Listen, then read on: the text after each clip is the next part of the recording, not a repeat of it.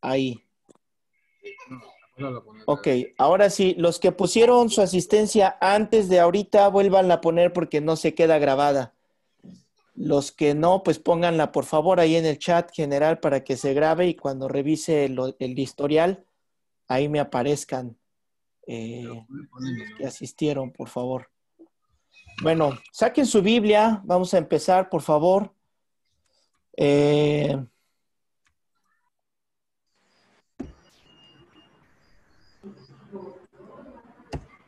Saquen su Biblia y vamos a continuar donde nos quedamos la última vez. La clase de hoy es Preparad el camino. Recuerden, es la vida de Jesús. Estamos estudiando la vida de Jesús y sus milagros.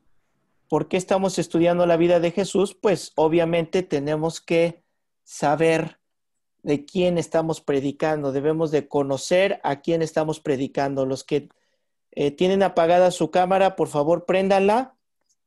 Si les comparto pantalla, pueden apagarla. No es necesario que la tengan encendida, pero si no estoy compartiendo pantalla, es importante que la prendan. ¿Sale? Pastor, una disculpa. Yo sé, Jaime, de ti que tienes ahí problemas sí, con tu cámara. Me dijiste la otra vez. Sí. Ahora ya van a decir los demás. Yo también. Ok. A ver. Bueno, sí quedé pendiente con ustedes. Es que estoy viéndolos, ¿eh? Me gusta que prendan su cámara porque los veo, porque puedo ver sus reacciones, porque si contestan, puedo ver qué es lo que están contestando, puedo ver lo que están diciendo, leo sus labios un poco, entonces es importante. De otra manera, no sé si se fueron por su pastel y ahí dejaron su asistencia. Entonces, no sé, creo que en la clase del pastor Sergio, ahí les deben de estar dando el carácter del ministro, las características. Entonces hay que poner en práctica ya lo que estamos aprendiendo de ahí. ¿Sale? Y solo ahora sí para pagar mi deuda de la clase pasada, ahí están. Tomen un screenshot, por favor, para no detenernos tanto con esto. La clase pasada vimos las profecías que hablaban del nacimiento y de la vida del Señor Jesucristo, ¿verdad? Y yo les dije que les iba a mencionar algunas y aquí hice una compilación de 17. Son muchas más, pero les voy a decir por qué hice 17 en el siguiente slide. Se las leo rápido. Su nacimiento en Belén, que procedería, que le precedería un mensajero, que iba a entrar a Jerusalén en un pollino, que sería traicionado por un amigo, que sus manos y sus pies iban a ser horadados, que sería herido por sus enemigos, su traición por 30 monedas de plata, el pago de su traición sería echado en el templo y entregado para comprar un campo de un alfarero, sería golpeado y escupido, se quedaría callado frente a sus acusadores, crucificado entre ladrones, las apuestas para obtener sus vestiduras, su costado sería traspasado, ninguno de sus huesos sería quebrado, su cuerpo no se corrompería, es decir, no se iba a hacer polvo su cuerpo, su entierro en la tumba de un hombre adinerado, la tierra se iba a cubrir de tinieblas. ¿Todos conocían estas profecías o hay alguno que por primera vez está escuchando alguna de estas profecías? Es la primera vez. Nos hemos escuchado todas, pastor. Ok, bueno. Bueno, para que se den una idea de estas 17 que les acabo de mencionar, esta es de estadísticas, son probabilidades. La probabilidad combinada contra estas 17 predicciones, o sea, de que se cumplan estas 17 predicciones no en el orden en el que estuvieron organizadas, sino que simplemente se cumplan estas simples 17, es 1 en 480 billones por billón por trillón. De 17 profecías. ¿Alguien tiene idea de cuánto es esta cantidad? ¿Alguien se imagina cuánto es esta cantidad de 1 en 480 billones por 1 billón por 1 trillón? Ahí les va. Imagínense que vamos a la playa de Cancún. Imagínense que estamos en la playa de Cancún. Y quisiera que encuentren un grano de arena. Pero ese grano de arena está pintado de dorado. Wow. Lo tienen que encontrar a la primera. Eso significa 1 en 480 billones por 1 billón por 1 trillón. Esto es impresionante, ¿verdad? Impresionante. Si yo siguiera haciendo más estadísticas de esto, ya no se me ocurre qué más ejemplos darles. Por ahí veía uno que decía que es como forrar toda el planeta Tierra con azulejo o vitropiso que le dicen en Yucatán. Forrar todo el planeta Tierra y solamente pintar uno de rojo por abajo y encontrarlo a la primera. Es una cantidad impresionante y este es el Cristo del cual estamos aprendiendo. Así que inclinen su rostro, por favor. Señor, queremos que esta noche por tu voluntad nos hables. Queremos conocerte y tener una cita contigo. Este fin de semana, este día, Señor, queremos tener amores contigo, queremos conocerte y que nos hables, por favor. Y que más allá de conocimiento podamos tener una relación contigo. En el nombre de Jesús. Amén y amén. Amén. Amén. Bueno, vamos a hacer que estos 50 minutos sean los más productivos de este día. Vamos a Mateo, por favor. Y les voy a pedir que tengan su Biblia porque vamos a estar subrayando. Llegaremos a la clase donde aprenderemos a trazar la palabra.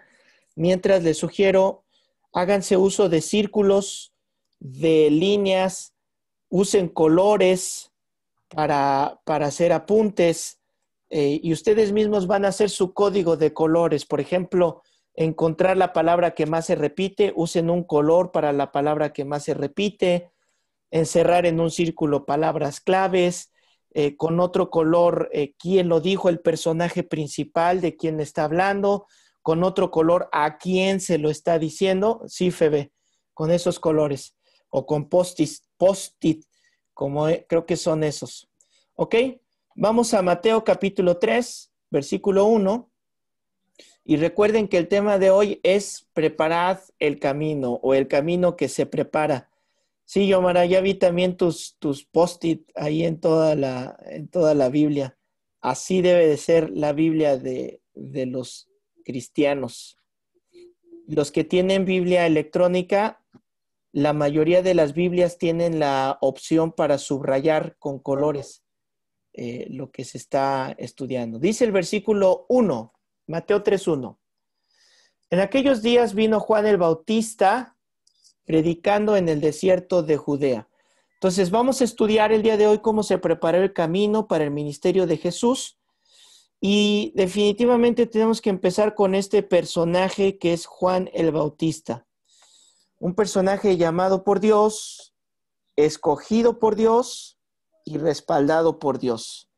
Un personaje singular y su mensaje principal siempre fue el arrepentimiento.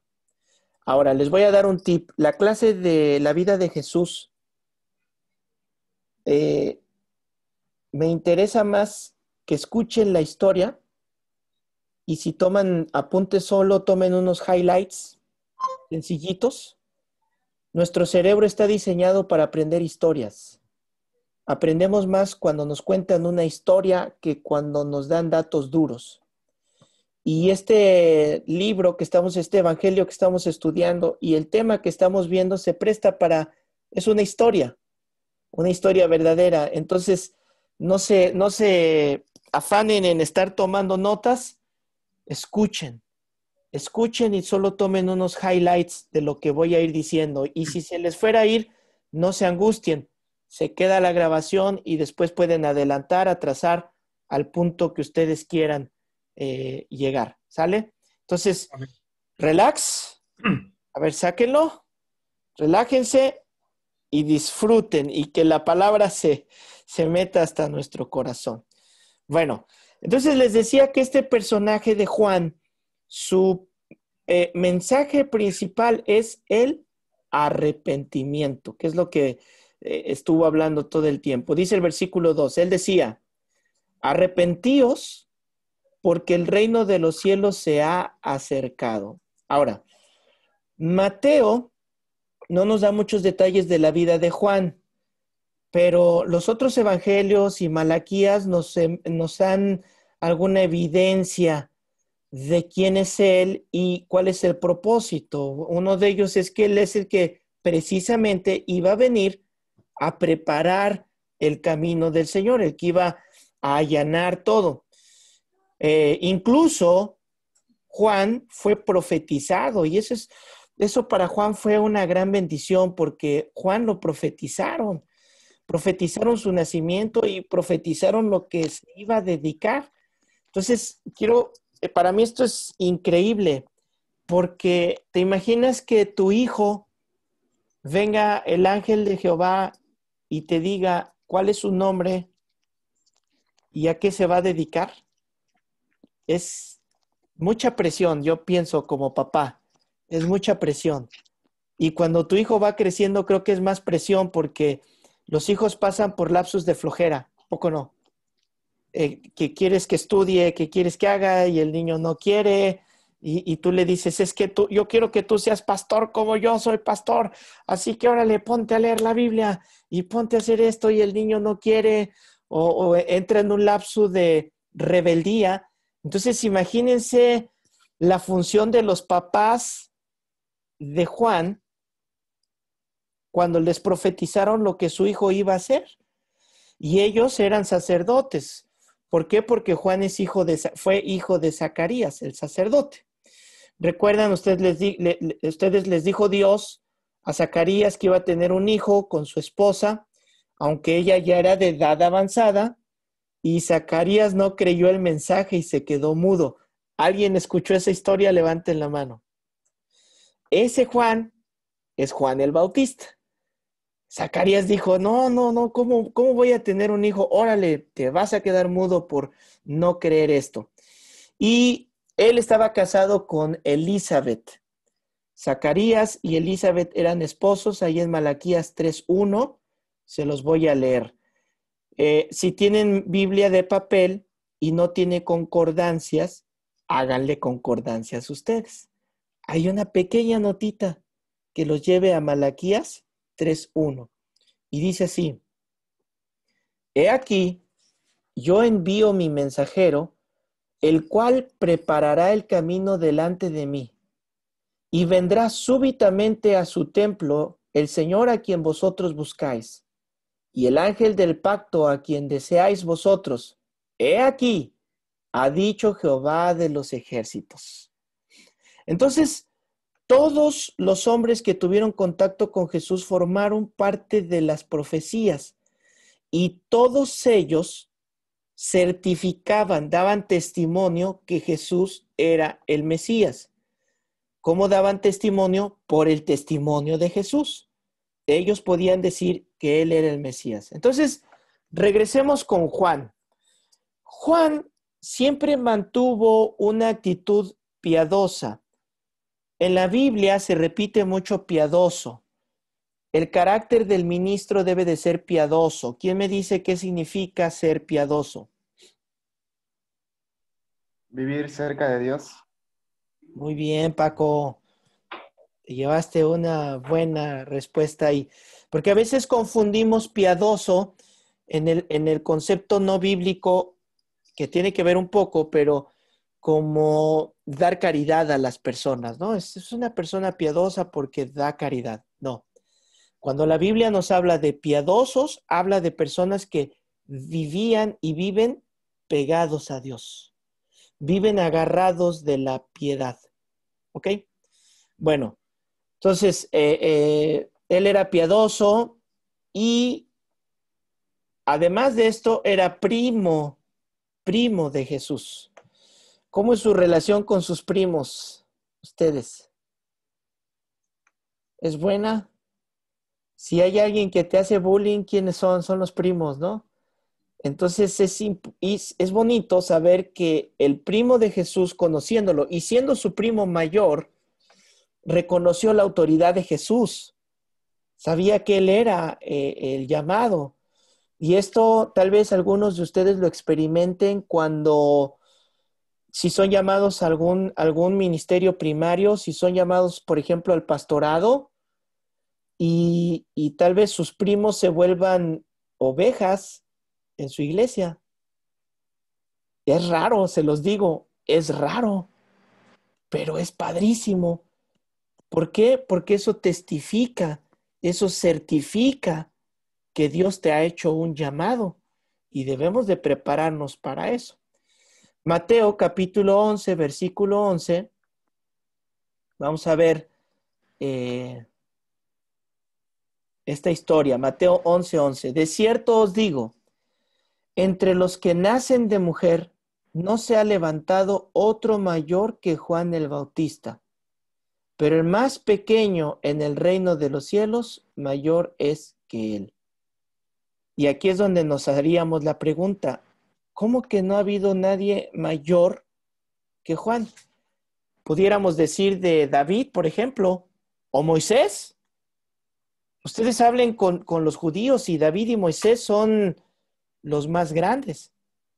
¿Por qué Juan es considerado mayor de todos los profetas? Por lo que les... Yomara, ¿ibas a decir algo?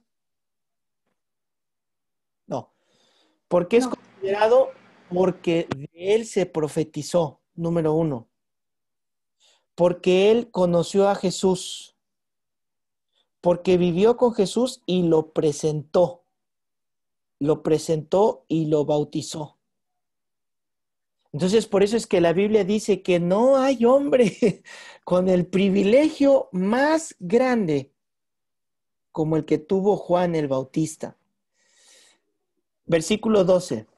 Desde los días de Juan el Bautista hasta ahora, el reino de los cielos sufre violencia y los violentos lo arrebatan, porque todos los profetas y la ley profetizaron hasta Juan.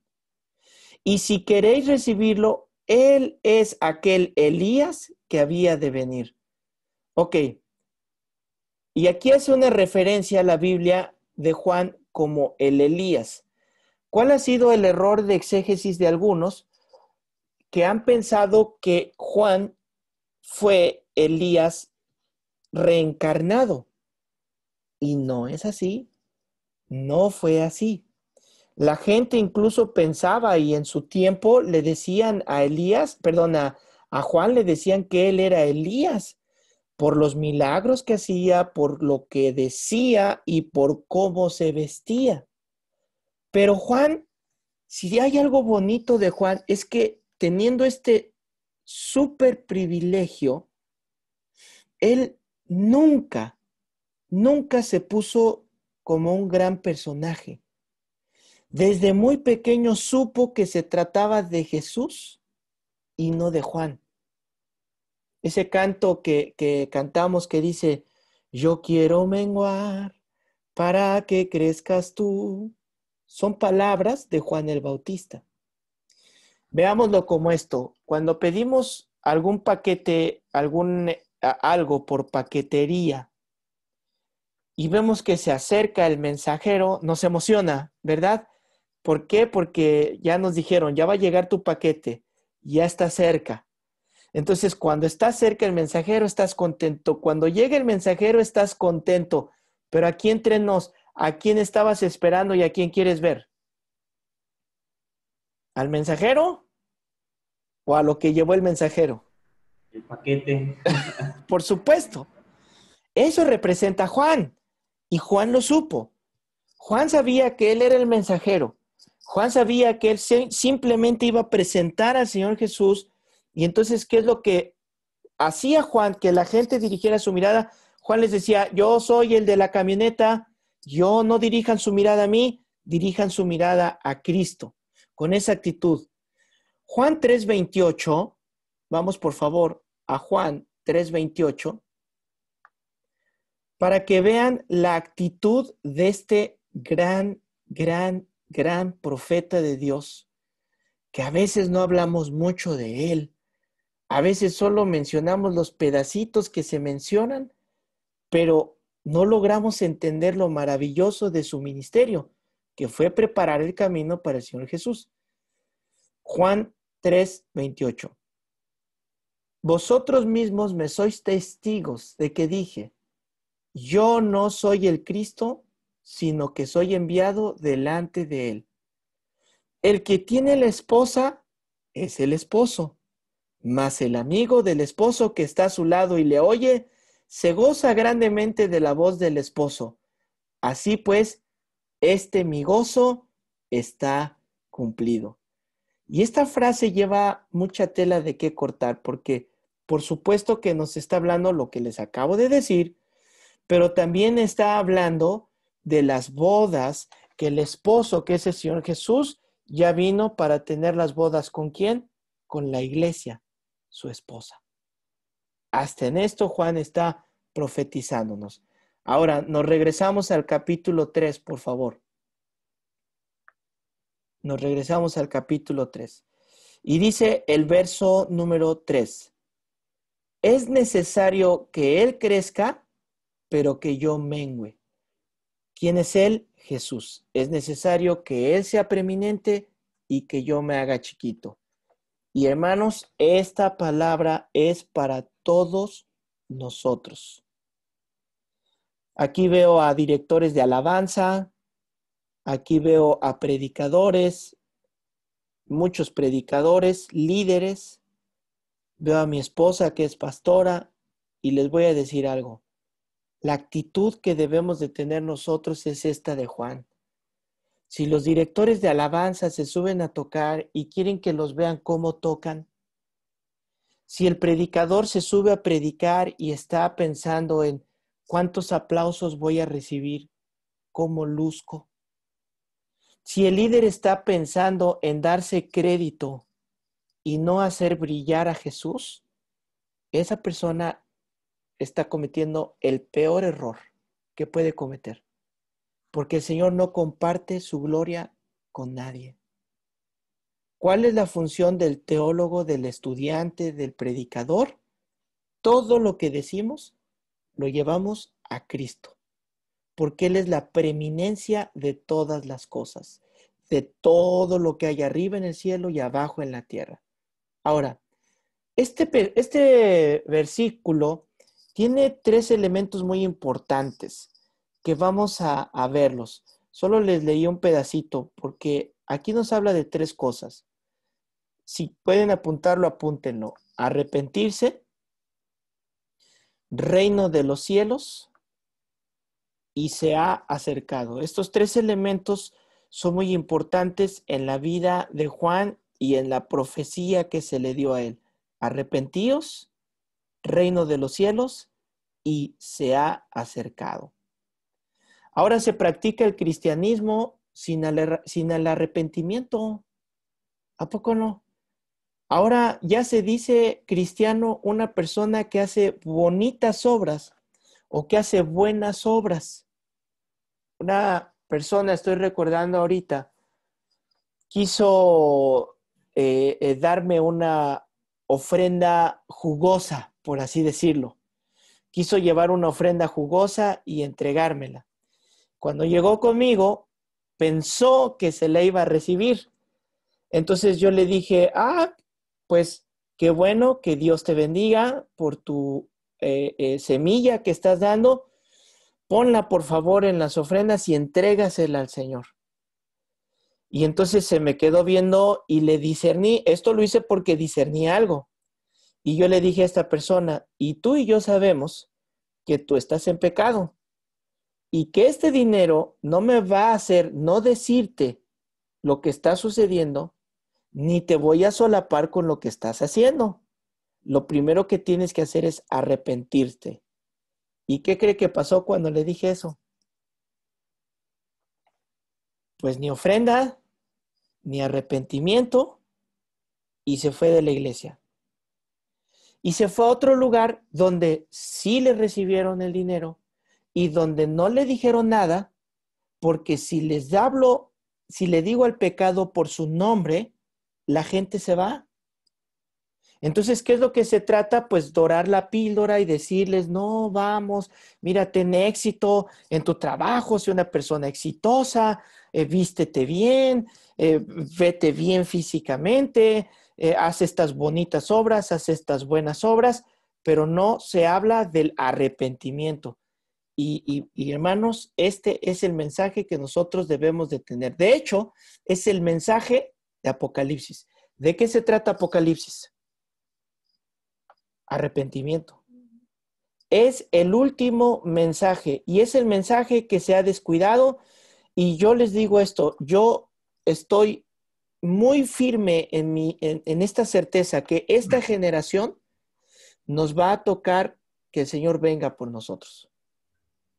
Lo estamos viendo.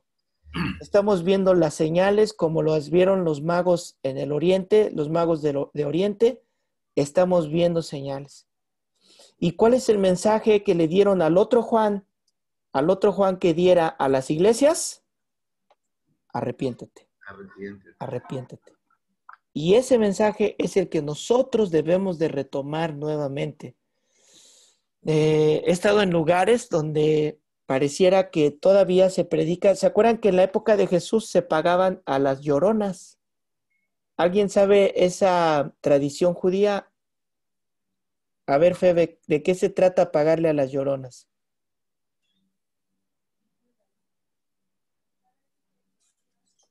No sé si estoy mal, pero era cuando había alguna persona que había fallecido o había partido. Esas personas se dedicaban a llorar para que las demás personas también se contagiaran, pero en sí ellas ni siquiera conocían tal vez al muerto, pero ellas lloraban para poner el lugar así, ambientarlo de tristeza, de dolor. Exactamente, esas son las mujeres lloronas. ¿Qué hacían en ese tiempo? Les pagaban para que lloraran. Y he estado en lugares donde entro y me han dicho, no, vamos a orar. Y apenas voy a levantar las manos o voy a empezar a orar y ya oí la hermana llorona, ¿no? ¡Ah! Y yo pienso, ¿realmente habrá arrepentimiento? ¿O ya nada más se hizo una costumbre? Llorar, gritar, hacer. ¿Está malo llorar en la oración? Por supuesto que no. Yo les he pedido, si hay alguien, si estamos orando en un grupo y hay alguien que está llevando la oración, los demás bájenle volumen para que oremos en orden, para que uno dirija la oración y los demás apoyamos la oración. Y si estamos orando en banda, si estamos todos echando guerra, si estamos todos levantando adoración al Señor, les he dicho, levanten la voz, abran la boca. ¿Por qué? Porque no nos distraemos, estamos diciéndole al Señor. Hay diferentes maneras y diferentes momentos. Si estamos en batalla, si estamos reprendiendo, no nos arrodillamos, al contrario, nos paramos, pero si estamos intercediendo, estamos de rodillas, pidiéndole al Señor. Pero ¿qué es lo que ha pasado? Que dejamos de entender lo que es el arrepentimiento y esto lo debemos de practicar. Los saduceos, ¿se acuerdan ustedes? Los saduceos, los fariseos, que eran, la Biblia incluso a los saduceos les habla de una secta. Y ellos eran religiosos, y ellos conocían la Biblia, y ellos dedicaban su tiempo a estudiar la Biblia. Pero ¿cómo les dijo el Señor Jesús a ellos? Bola de generación de víboras. De víboras, ¿verdad? Bola de víboras, sepulcros blanqueados. ¿Por qué? Se puede tener una facha, pero el llamado que Dios nos hace es al arrepentimiento. Y el arrepentimiento es la palabra metanoia en el griego. Metanoia. Metanoia. Y metanoia significa un cambio de pensamiento. Un giro de 180 grados en mi manera de pensar. Eso significa metanoia. ¿Cuál es la diferencia? Bueno, que se ha confundido arrepentimiento con remordimiento. ¿Sale? No es lo mismo. No es lo mismo tener remordimiento y arrepentimiento. Remordimiento lo hizo Judas cuando se dio cuenta de su error y fue y se ahorcó. Remordimiento. Arrepentimiento lo tuvo Pedro cuando se dio cuenta de su error, corrió y se arrepintió. La diferencia entre estos dos. Ok, siguiente, dice, el reino de los cielos. ¿Qué es el reino de los cielos? O mejor dicho, ¿quién es el reino de los cielos que Juan estaba avisando? Bueno, el reino de los cielos se refiere al gobierno de Dios sobre la tierra. Cuando Juan estaba hablando precisamente del reino de los cielos, estaba hablando de establecer el reino de Dios, de Jesucristo, en la tierra. Entonces, al afirmar que el reino de los cielos se ha acercado, significa que el reino de los cielos estaba presente. ¿Cómo estaba presente si no lo vemos? Estaba presente en una persona. ¿Quién es esa persona? Jesucristo. Entonces Juan por eso dice, el reino de los cielos contenido en una persona se ha acercado, ha llegado hasta donde nosotros estamos. Aquellos que vienen y le reconocen a Jesús como el rey de sus vidas, como el soberano, nos volvemos de su reino. Nos volvemos como ciudadanos de su reino. Seguimos en la tierra y el reino en la tierra no es el reino aquí y ahora como una mala doctrina que se ha enseñado. El reino aquí y ahora. Y esa doctrina enseña que como somos hijos del rey, nosotros somos dioses pequeños. Es uno de lo que dicen. Somos Jehová Junior. Es otra cosa de la que dicen. Otra cosa que se dice en el reino aquí ahora es que si soy un hijo de rey, entonces yo debo de verme como un hijo del rey. ¿Y en qué se basa esta doctrina? En justo lo que Romanos dice que no es el reino. El reino de los cielos no consiste en, ¿qué cosa? A ver, alguien destape su micrófono y dígame, ¿en qué no consiste? Comida o bebida. Comida, bebida. Lujos. Bueno, Ni en otra cosa alguna. Ni en otra cosa alguna. hablando de lo físico. En eso no consiste el reino de los cielos. El reino de los cielos consiste en, ¿qué cosa? Gozo, Gozo, paz, paz, arrepentimiento, justicia. justicia. Muy bien. Ya están agarrando la onda, ¿verdad? Gozo, paz y justicia. ¿Y quiénes son estos tres? Es Jesucristo. ¿Se dan cuenta? Él es la vid verdadera, Él es nuestro gozo, Él es nuestra justicia y Él es nuestra paz. Entonces, el reino de los cielos que anuncia Juan el Bautista es que Jesucristo ahora ha llegado y nosotros predicamos el arrepentimiento. ¿Para qué? Para que las personas se vuelvan al Señor, entren en su reino y ahora nosotros somos peregrinos, estamos de paso en este reino, nos hicimos ciudadanos del reino. Ahora sí, nos hicimos ciudadanos del Señor Jesucristo.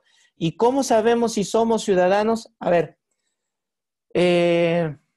si yo soy ciudadano de mi país, México, mi país tiene reglas que yo debo de seguir, ¿sí o no? Son para mí como ciudadano. Tengo derechos y tengo obligaciones. Con el Señor Jesucristo es lo mismo. Él dijo en Juan 14, a ver quién encuentra el versículo, Juan 14, si me amáis, Guarda mis mandamientos. guarda mis mandamientos. Exactamente. Si me amas, guarda mis mandamientos. Entonces, ¿cómo sé que soy ciudadano del reino? Porque sigo sus reglas, sigo sus mandamientos. ¿Alguien encontró el verso? San Juan 14:15. 15, perfecto, para los que están tomando notas. Ok, entonces, Cristo prometió que volvería, ¿lo recuerdan? Y esta vez que va a volver, cuando Él venga en su segunda venida, ahora sí, su reino se va a establecer físicamente. Lo voy a repetir porque aquí es donde nuestro cerebro ¡puf!, explota. Cuando el Señor Jesucristo venga, va a establecer su reino físicamente. Por eso es que esas teorías que vemos en películas o predicadores que lamentablemente no estudian detenidamente, que hablan del fin del planeta, del fin del mundo, pues no han leído bien su Biblia. Porque ¿qué dice la Biblia que va a pasar? Que va a regresar y va a establecer su reino. ¿Quién me dice cómo se le llama a ese periodo? Escatólogos. ¿El milenio? El milenio. Muy bien. Muy bien. Les ha Milenio. servido, ¿eh? Ese tiempo les sirve estar en la iglesia. Están aprendiendo. Bien. Regresamos, por favor, a Mateo 3. Mateo 3 me da gusto cuando los escucho. Digo, cuando prediqué Apocalipsis veo que sí hizo efecto en algunos. ¿Alguien ha aprendido algo cuando estudiamos otros libros? Génesis. Amén. Muy bien. Ok. Versículo 3. Pues este es aquel de quien habló el profeta Isaías cuando dijo: voz del que clama en el desierto, preparad el camino del Señor, enderezad sus sendas. Esta profecía está en Isaías 40, para los que anotan, por favor. En Isaías 40 está, y en Lucas 3 amplía un poquito más, hace un poquito más amplia esta profecía. Es lo mismo, pero agrega una frase al final. Dice así, Lucas 3:4, como está escrito en el libro de las profecías de Isaías, que dice: voz del que clama en el desierto, preparad el camino del Señor, enderezad sus sendas. Todo valle se rellenará y se bajará todo monte y collado, los caminos torcidos serán enderezados y los caminos ásperos serán allanados. Y el verso 6 es el que agrega: y verá toda carne la Yeshua, la salvación de Dios. O sea, en Lucas está profetizando a Jesús. Recuerden que para los judíos, Yeshua es un nombre, pero también Yeshua significa Dios salva, la salvación de Dios. Entonces, lo que Lucas está diciendo, todos verán ¿a quién? A Jesús. Eso es precioso cuando lo leemos, ¿verdad? Bueno, seguimos con Juan en el verso 4, y Juan es como quiero decirlo con respeto, pero quiero ilustrárselos, ¿ok? Yo me imagino a Juan como un inadaptado, en el buen sentido. Juan el Bautista era como que, imagínense en la época de Händel, ¿no? Tocando el Aleluya, así con la orquesta, con el, no estoy seguro si era órgano, piano, qué instrumento era, pero imagínense ese tiempo cuando la música era así y de repente llega un striper a tocar, ¿no? Ahí, o si no conocen a striper, llega un rock así bien pesado. Entonces yo me imagino a Juan el Bautista como el heavy metal de ese tiempo, como una cosa, ¡wow! ¿Por qué? Miren el verso 4. Y Juan estaba vestido de pelo de camello y tenía un cinto de cuero alrededor de sus lomos, y su comida eran langostas y miel silvestre. Entonces, este alimento de Juan, pues primero cumplía con el propósito de la alimentación, cumpliendo las proteínas, minerales y todo lo que necesitaba. Este alimento se lo otorgaba. Y bueno, el pelo de camello y el cinto que usaba, pues esto no es nada delicado, o sea, no era algo normal de esa época, no es de una persona fina, por si alguien estaba pensando que se vestía con Giorgio Armani, y por ahí oí uno que dijo que cuando Jesús entró a Jerusalén, entró en un Ferrari 0 kilómetros, ¿no? Y pues nada de eso, o sea, Juan vestía con rudeza. Y esto nos habla que era una persona que vivía lo que hablaba. Él se apartó de las comunidades y vivía, y él se vestía incluso como Elías. En segundo libro de los Reyes, van a ver cómo la manera en la que se vestía era muy parecida a la manera de Elías. Dice el segundo libro de los Reyes 1:8. Bueno, les doy el contexto rápido. A Ocosías le envían a consultar. A ver, no. El rey tenía una enfermedad, estoy acordándome. El rey tenía una enfermedad y manda a consultar qué es lo que le está pasando. Y lo mandan un mensajero con Elías. Y esto es lo que sucede en el verso 8. Ellos le respondieron: un varón que tenía vestido de pelo y ceñía sus lomos con un cinturón de cuero. Entonces el rey dijo, es Elías Tisbita.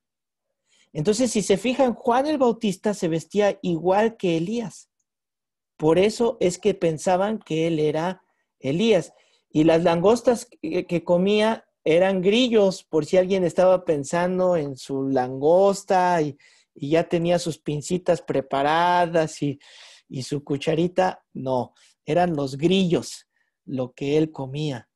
Por ahí Will ya se estaba haciendo agua a la boca con sus langostas que luego trae, ¿verdad?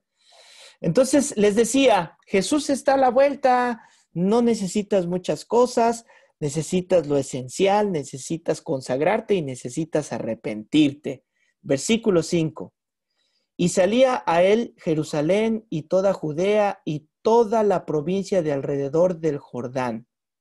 Y eran bautizados por él en el Jordán, confesando sus pecados. Al ver él que muchos de los fariseos y de los saduceos venían a su bautismo, les decía: generación de víboras, ¿quién les enseñó a huir de la ira venidera? Ahora, yo sé que los que tomaron discipulado 2 o discipulado 1, ahí les enseñaron la doctrina del bautismo. Y solo quiero agregar un poquito. En esa época había varios tipos de bautismos. Y no era extraño que alguien se bautizara. Cuando había un prosélito, ¿alguien sabe qué es un prosélito? Un gentil convertido al judaísmo. Exactamente. Cuando había un prosélito, es decir, un gentil que se convertía al judaísmo, ¿qué es lo que hacían los judíos? Lo bautizaban. Hacían una ceremonia y entonces en ese bautismo él se convertía en un prosélito. Y de esta manera este simbolismo se hacía, entonces no era extraño. Cuando Juan bautizaba, pues él decía, bautícense para arrepentimiento. Entonces iba la gente y los saduceos y los fariseos, pues como veían que la gente honraba a Juan, lo respetaban, porque su vida iba acorde a lo que decían, pues ellos no podían quedarse atrás. Entonces decían, no, pues vamos a bautizarnos también. Y por eso ellos iban a este bautismo de arrepentimiento. Pero pues, ¿qué les dijo Juan, verdad? Generación de víboras. ¿Quién les enseñó a ustedes a esto del arrepentimiento? Ahora, el arrepentimiento, el bautismo de Cristo, solo le estoy dando unos pequeños que hemos visto ya detenidamente en otros. El bautismo de Cristo es la identificación con Él. ¿Cuál es la identificación con Él? Bueno, que morimos juntamente con Él y que resucitamos cuando salimos del agua a una nueva vida en Cristo. ¿Ok? Eso significa el bautismo y eso es lo que estaba hablando aquí. Romanos 6, 3 y 4, solo para dejarles un sustento bíblico. Es importante, a veces los pastores pensamos que ya todo mundo sabe la cita o que ya todo mundo escuchó la cita y a veces ya ni las decimos, pero creo que aquí en el En el instituto debo dejarles, por eso me tomo tiempo para dejarles los sustentos bíblicos. Apréndanselos. Hay que leer, leer, leer, leer, leer, leer, leer. A los que predican en la iglesia, a Isra, a Hugo, a Saúl, a mi esposa, siempre las recomendaciones. El pasaje que vayas a predicar, primero, ¿qué les digo, Isra? A ver si te acuerdas. ¿Qué les digo que hagan? Que lo leamos varias veces a tal grado que casi memorizarse. Así. Léelo por lo menos 7 veces, que casi te lo memorices, o memorízatelo, mejor dicho. Esa debe ser nuestra vida, memorizarnos así las escrituras. Romanos 6:3. ¿O no sabéis que todos los que hemos sido bautizados en Cristo Jesús hemos sido bautizados en su muerte? Porque somos sepultados juntamente con él para muerte por el bautismo, a fin de que como Cristo resucitó de los muertos por la gloria del Padre, así también nosotros andemos en vida nueva. ¿Verdad? Entonces este es un símbolo de lo que ha sucedido internamente, de lo que ya nos ha pasado. Y bueno, Juan se da cuenta que llega esta élite religiosa, ellos se consideraban perfectos y hacían cualquier cosa para ganar la perfección de la ley, como lo marcaban los cánones. Y acuérdense que ni siquiera de Moisés, sino las interpretaciones que ellos mismos daban, pero vivían externamente. Y nosotros sabemos los enfrentamientos de Jesús con ellos. Por fuera están limpios, pero por dentro están, pero bien muertos. Y un dato curioso para que lo tengan ahí sobre los saduceos, es que ellos no creían ni en la resurrección, ni en los ángeles. Ellos mismos estaban divididos, no creían en la vida después de la muerte. Ellos creían que al morir, el alma se moría también y todo se acababa. Y aunque estaban divididos en tiempos como estos y en tiempos de guerra contra Jesús, se unían fariseos, saduceos. En sus facciones se unían para irse en contra de Jesús, para ganar adeptos, para que los vieran, porque a ellos les gustaban que los vieran. La pregunta que nos debemos de hacer todos es, ¿tengo algo de qué arrepentirme? ¿Ustedes qué creen? ¿Tenemos algo de qué arrepentirnos? Si no, pregúntenle a su esposo, a su esposa. Pregúntenle a sus hijos. Pregúntenle al que tengan ahí cerca de ustedes. Y les aseguro que les saca una lista como de 20 cosas. Ahorita, así, fácil la saca. Necesitamos arrepentirnos. Versículo 8 de Mateo 3. Vamos terminando. Cuando un pastor dice vamos terminando, no se hagan ilusiones. Ya apréndanselo, no se hagan ilusiones. La jarana, pastor. Verso 8, me estoy apurando, no saben cuánto. Haced frutos dignos de arrepentimiento. La Nueva Versión Internacional dice, produzcan frutos que demuestren su arrepentimiento. Eso es hacer frutos, que demuestres el arrepentimiento. La traducción del lenguaje actual dice, demuestren con su conducta que han dejado de pecar. Eso es lo que les dijo Juan. Demuestra con tu conducta que has dejado de pecar. Esto es lo que nosotros debemos de hacer. Y luego el verso 9 le pone la cereza porque dice, y no penséis decir dentro de vosotros mismos, o sea, no te engañes a ti mismo. A Abraham tenemos por padre. Porque en ese tiempo había una tradición de los judíos y ellos decían que Abraham estaba a la puerta del paraíso. ¿Se acuerdan del pobre y el padre Abraham? ¿Se acuerdan? Entonces ellos tenían una tradición que decían que Abraham estaba a la entrada del paraíso y que cuando tú llegabas, bueno, cuando un judío llegaba, un judío decía, soy tu hijo, soy judío. Entonces, por ser judío, ya la hice. Entonces Juan les pone una barrida y dice, no se engañen ustedes diciendo que Abraham los va a recibir allá. Porque yo os digo que Dios puede levantar hijos hijos a Abraham aún de las piedras. Entonces, ¿cuál es la evidencia que soy hijo de Abraham? Que tengan frutos de arrepentimiento. Es lo que les estaba... ¿Se ven? ¿Se dan cuenta cómo en una frase tiene mucho que decir? Nos deja una lección muy interesante. Debemos de evidenciar. Luego, versículo 10. Y ya también el hacha está puesta a la raíz de los árboles. Por tanto, todo árbol que no da buen fruto es cortado y echado en el fuego. Ahí ya se metió ahora sí al infierno. Ya está diciendo, si no tienen raíces, su futuro es el lago de fuego. Así que tienen que estar preparados, ¿no? Y Juan les estuvo advirtiendo, yo a la verdad os bautizo en agua para arrepentimiento, pero el que viene tras mí, y esta es la médula de nuestra clase de hoy, el que viene tras mí, cuyo calzado yo no soy digno de llevar, es más poderoso que yo. Él os bautizará en Espíritu Santo y fuego. O sea, aunque no lo... ¿A quién le está hablando? A ver. No. Fíjense, ¿eh? Porque vi lo que hicieron. ¿A quién les está hablando?